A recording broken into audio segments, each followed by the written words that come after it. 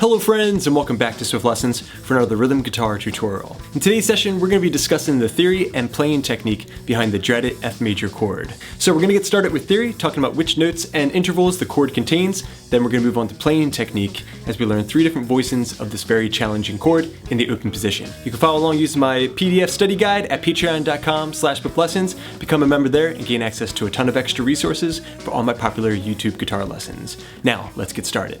Okay, close look at the fretboard, getting started with section 1 of this lesson, the origins of the F major chord. Well, the F major chord is a harmony comprised of the 1st, 3rd, and 5th notes of the F major scale. Okay, so the F scale, that is F, G, A, B flat, C, D, E, and F. And the 1, 3, and 5 are F, A, and C. Those are the notes that you're going to find inside of your F major chord, regardless of how you play it. Okay, very good. Now we're jumping into section 2, learning how to play the F major scale in the open position. This is important because we want to know exactly how the F chord is being created and how the notes are being drawn out of the scale. Okay, so it's going to look and sound like this.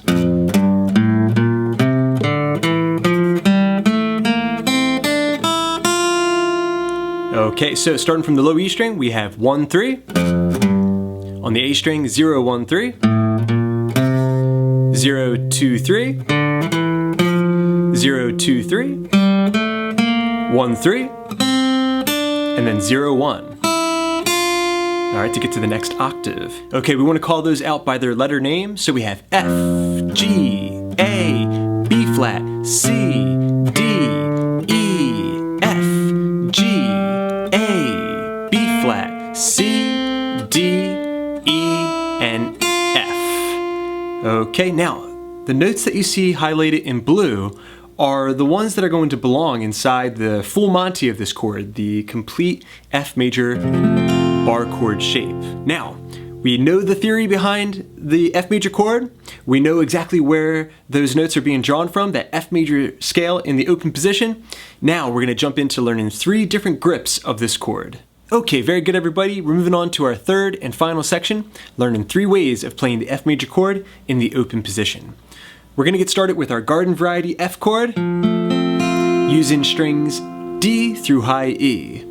So I'm going to find my root here on the 3rd fret of the D string. I've also got the 2nd fret of the G string, that's that major 3rd. Then I'm going to bar across the B string and the high E string. 1st frets there. Okay, so the note names, I've got F, A, C, and then another F. Okay, now let's talk about hand positioning. For this particular version of the F chord, the most important ingredient is these fingers, the ring finger and the middle finger, being arched over the strings. That way you're not disturbing the string below. Okay, so my ring finger is nice and bent, my middle finger nice and bent, arching over each other, and then also the B string and high E string. Okay, so the main problem that a lot of beginners had is that their fingers are kind of collapsed. And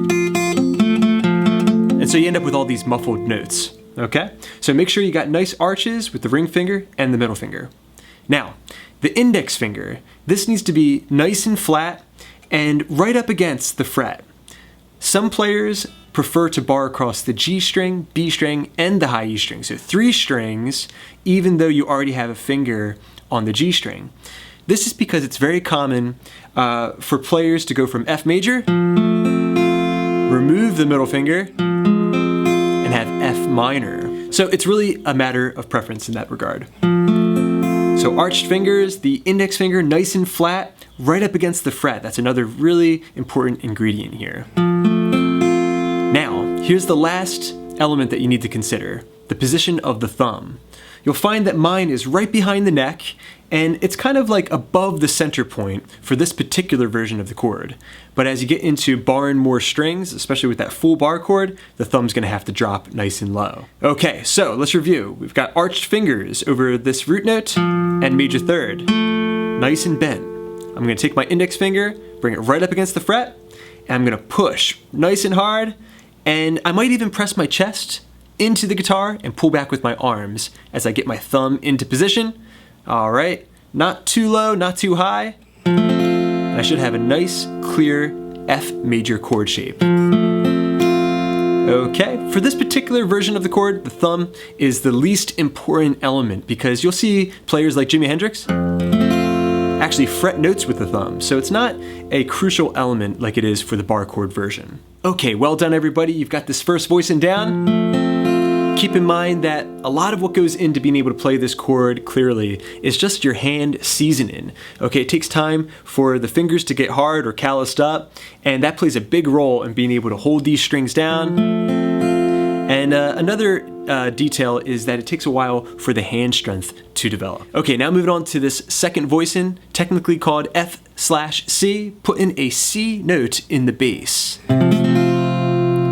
Okay, so same principles here. I've got my ring finger on the 3rd fret of the A string, that's that C. Then I've got my pinky on the F note, 3rd fret of the D string. Middle finger right where it was before. And then the index finger barring across the top 2 strings or 3 strings. Whatever you prefer. Okay, remember our quick tips. The fingers are arched, the index finger right up against the fret. The thumb is finding its position right here, kind of in that center point, but just a little higher. You can see my thumb kind of peeking out here, right? Then if I still can't get it, I'm going to press my chest into the guitar, pull back with my arms, make sure I'm right up on the tips of my fingers. All right, and then I should start to hear those notes come to life. Okay, now moving on to our third and final version of this F major chord in the open position, the full bar chord version.